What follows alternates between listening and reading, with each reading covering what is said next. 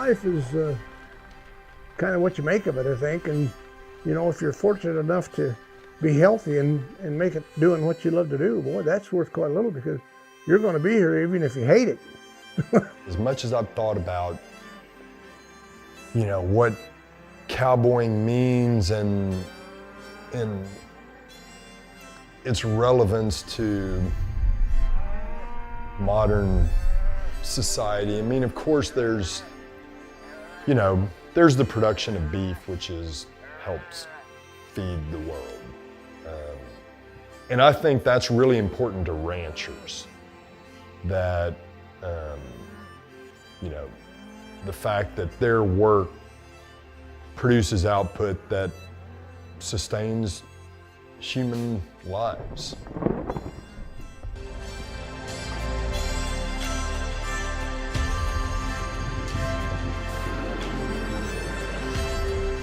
Kijangi hidin, kijangi bahwan. Sang robo shinana temazai. Na ek teta nana wamego. Kihi mari temazai, kihi nanang sumai. My biggest hope, I wish my people would open their eyes, change of heart, start taking care of themselves, praying, helping their kids, raise their kids, bring back the culture. And that's going to be a fight. There. Can you hear me? I can. Craig, good afternoon. Jeff in Las Vegas. How are you in Las Vegas? I'm under 3 inches of snow up here. Oh, really? Where are you at, Craig? I'm in Sisters, Oregon. Oh, okay. Well, wish we had some of that snow here. It's getting to be 95 already here. You know what? I'd trade you just for the day. It's been a long winter. I'm done. Well, I am so excited to talk to you about your new documentary, The Outside Circle, a movie of the modern West. I am a Western fanatic. On a daily basis, I watch Gunsmoke, Tales of Wells Fargo, Laramie, Rifleman, you name it. So I'm a big Western fan. And when history comes alive is one of the best part of the Wild West. So thank you and congratulations on your movie. Thank you very much for that. Sorry for this interruption here. I thought I had this turned off. Pardon me. You're fine. Oh my God, are you kidding me? Sorry about that. It's okay. So tell us about your journey. It was a wild idea to a movie. How did that come about? Yeah, so it came about, initially it was going to be a film really focused on Lynn Babb, who's a guy that I've known for 20, 30 years. When I was cowboying out on the desert, his name came up a lot because he was a saddle maker.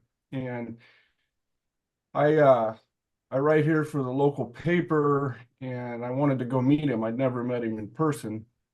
He was putting on an art show here. And so I went down to meet him, and we knew a lot of people in common. And I thought, well, this guy is a fascinating subject for a documentary. And as we started filming, I realized the story I wanted to tell was bigger than just Lynn. And through Lynn, I met the Murphy family and ultimately Victoria Jackson and her family. And I started to just sort of build this idea in my head that I wanted to tell a story that's the modern story that diverts from maybe classic depictions of cowboy life and certainly from the Yellowstone version of what it means to be a rancher, and particularly in the Great Basin area of Nevada and Oregon. And that's kind of how it came to be. I love that your documentary asks, what is a cowboy? Can anyone really know?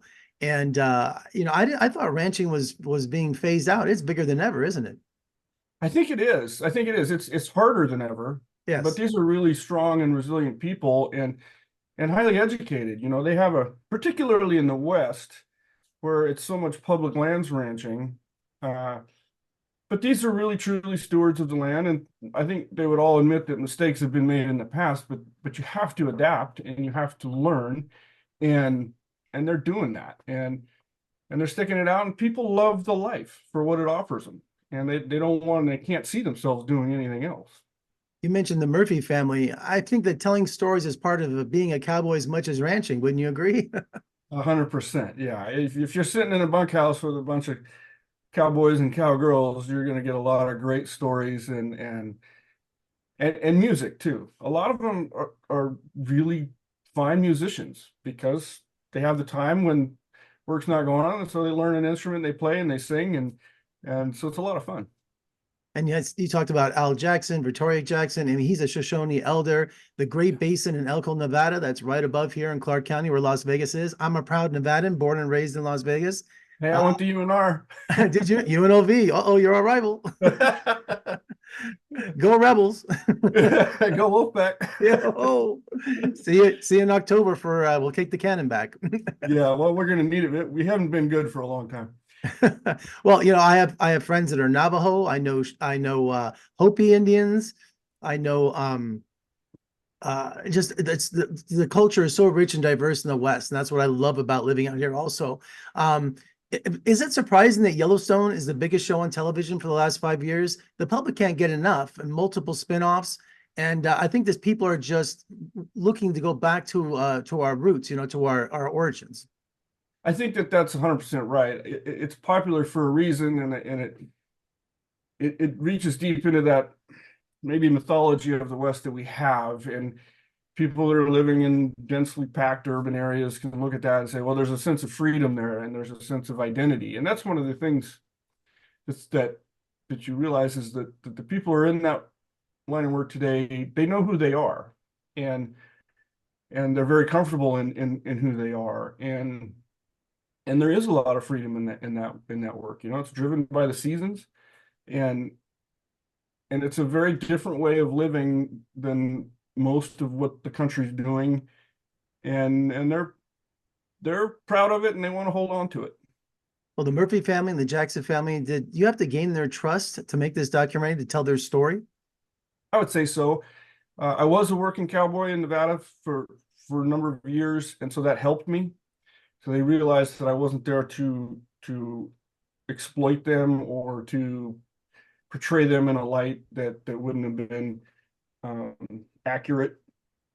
I think it was very much so with Victoria Jackson and Al, but once you're accepted, you know, you get access to things that you might not otherwise. And one of the really important things that I try to emphasize is I really wanted Al to speak Shoshone in the film, because that language was born in northern Nevada, right? And to a certain extent, and to hear a language spoken that we don't hear every day, that comes right out of the ground that we walk on, is a little different than speaking, you know, English, a Germanic language from the forests of northern Europe.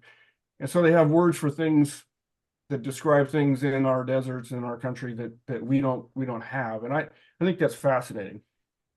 It Also, created a big. Go ahead. I say it's also about preserving their culture too.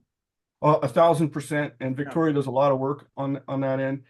But it created a little bit of a filmmaking conundrum, because I thought, well, how are we going to translate this accurately? And I did not want to run subtitles because I wanted people to hear it.